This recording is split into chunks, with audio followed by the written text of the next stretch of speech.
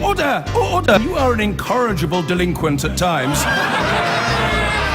Behave yourself, man!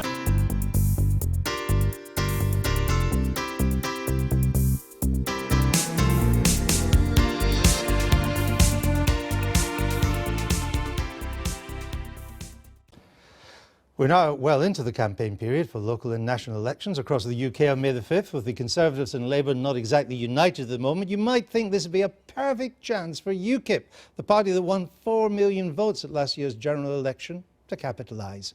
Even more so when the elections are being fought during an EU referendum campaign Nigel Farage helped to bring about. So why instead are the men and women of his party so bitterly divided? Here's Giles Dilnot.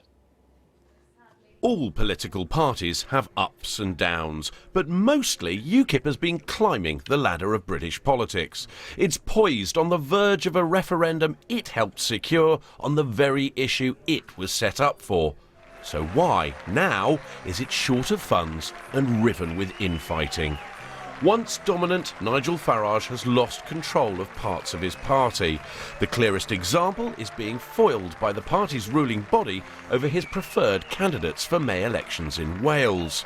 In particular, his desire to stop the selection of Neil Hamilton, the former Tory MP. Electoral concerns about Mr Hamilton are not new in UKIP. The Sunday Politics has been given a series of confidential internal emails. In January 2015, Mr Hamilton complained to Nigel Farage he'd been branded toxic by some inside the party. Michael McGough, a general election candidate, emailed Mr Hamilton the same day to explain why he was. In every article that you feature, your name has the appendage disgraced former Tory MP, and sadly this will continue.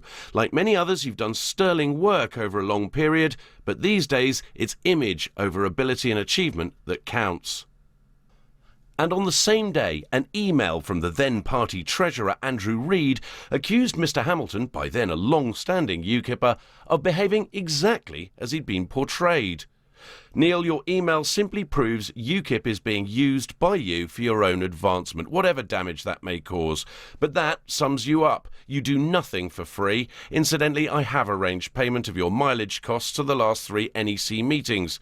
I do not believe anyone else has claimed expenses, which they are entitled to do. Well, I think if you looked, for example, at the Welsh Assembly elections, those are a great example of UKIP's tendency to shoot itself in the foot. There you have some very Eurosceptic areas, but yet UKIP has become embroiled in a dispute over which of its candidates should stand where and whether it should be standing former Conservatives in mainly industrial parts of the country. The infighting didn't stop with Neil Hamilton. 16 candidates signed a letter demanding that another candidate, Gareth Bennett, be deselected because he'd expressed a negative view of other candidates, undermined the party and our own ability to campaign through his offensive and borderline racist comments about immigrants to Wales.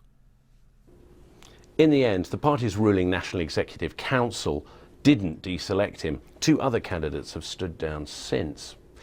Nigel Farage has been repeatedly outvoted by the NEC, so much so he's considered abolishing it. Too much?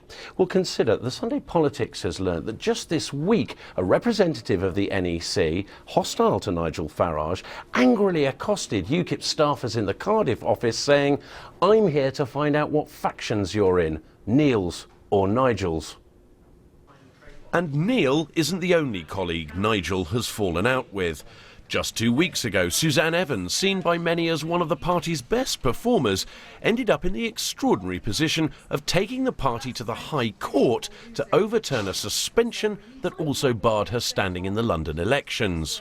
If people can't come together and decide, agree to differ on some things but unite behind the main principles of the party, well, maybe they're in the wrong party and maybe they should take their personal career ambitions to another party. On top of this, insiders have told the Sunday Politics UKIP's in severe financial difficulty. Staff have been laid off or unpaid for months, membership is down, and candidates expected to contribute in the thousands to their own campaigns. Stuart Wheeler, a donor who's given UKIP over £600,000 in the past 6 years, told us he hasn't donated to the party since last year and has no plans to do so in future. So do you think it's an investment or do you think it's a spend? I think it's an investment. Paul Sykes, who contributed to UKIP's 2014 European elections campaign, is no longer funding the party. UKIP doesn't control the funding Parliament gives to an opposition party called Short Money. Currently $212,000 a year, that's controlled by the party's one MP, Douglas Carswell, who turned down the original sum of £670,000. Should we shake hands? And as a result, fell out with Nigel Farage. And the party has big costs. We've learnt that until recently the security bill for Mr Farage was just over £20,000 a month, around a third of all monthly membership fees. The sum may now be lower and is not now funded by the party. The party also paid Facebook £90,000 in the year of the general election. So what of the future? Senior figures are split, supporting rival campaigns for leaving the European Union, both vying to be the official Leave campaign.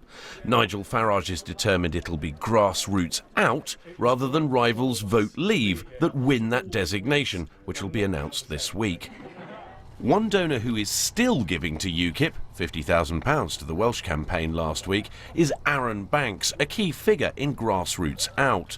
We've been told by numerous sources that Nigel Farage wants to restructure and revamp UKIP after the referendum, and that they think Aaron Banks would be chairman of a rebranded party. I didn't say rebrand as much, but change our modus operandi completely. I have watched the Five Star Movement in Italy. You know, basically an online party where people can join for modest sums of money, but have a say in choosing direction of the party. A sense that the old membership models are a bit outdated. His critics think he extends that view to the NEC. His supporters say such a digital model would also make this troublesome body for Mr Farage redundant and let him take back control of a party that right now is far from at ease with itself.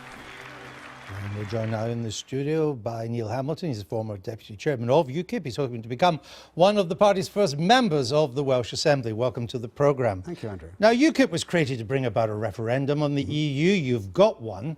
Why is the party in such chaos? Well, you're absolutely right. It's a fantastic achievement for UKIP to have brought this referendum to the people of Britain. But, you know, UKIP has grown up very rapidly in the last few years. It's only in the last 4 or 5 years that it's become a mainstream political party as opposed to a fringe grouping. And I suppose So these are the growing pains of such a party. It's basically about sort of jockeying for position, and you get these kind of personal feuds in all parties. I mean, I lived through the Major government and the Thatcher government where we saw it in spades. I mean, this is nothing compared with what I experienced in the Conservative Party. Well, a crucial issue that's exposed the division within the party is which of the rival campaigns should get the official designation from the Electoral Commission. Which one do you want to get it? Well, I've taken a neutral position all along because we have to work with whoever gets designation. And I'm a great admirer of Aaron Banks. He's made a fantastic contribution to this. But it can only be one. But exactly, he is Nigel's preferred vehicle. No, I know that, Nigel. I'm asking your view. Are you not going to give us a view? I am ambivalent. I will unite behind whoever gets the designation. The Electoral Commission will announce its decision in the coming week. So this will be an argument that lies in the past. Okay, well, you're not going to tell me. How much trouble is there between Mr Farage and the party's ruling National Executive Committee? Well, Nigel's a member of the NEC. He's a frequent attender at it. Just because he's the party leader and because he's a very strong and dominant individual without whom UKIP would not be where it is today, it doesn't mean that he gets his way automatically on everything. We have arguments. We're a democratic party, and the NEC is a vigorous forum for debate. And I think that's a very healthy situation. Do you think he's going to try and change that after the referendum? There's going to be some of a Farage coup on the NEC?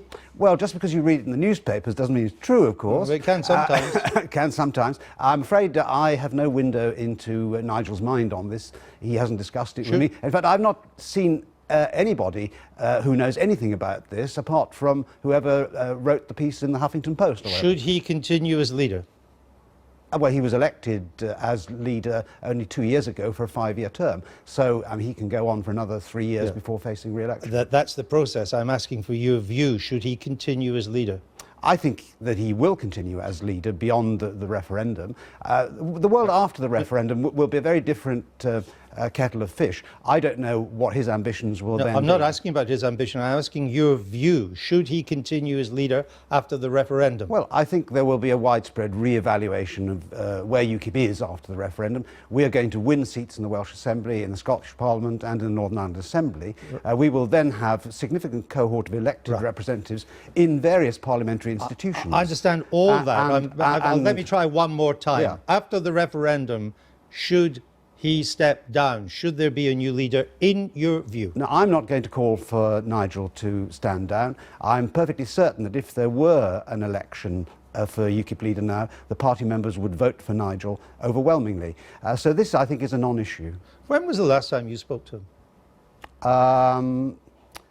Several weeks ago when he came to the NEC meeting last month. I mean, you used to be great mates, didn't you? I mean, he kind of brought you into Well, we the still are party. great mates. Are you? It's like a married couple who've been together for quite a long time. You have your ups and downs. You know, he throws the china at me, I pick it up and put it back on the mantelpiece, and then we carry on as though nothing It's a had bit more than happened. China. He blocked you from standing in last year's general election. You were moved as deputy chairman in February. Reportedly, he wanted you off the candidates list in Wales.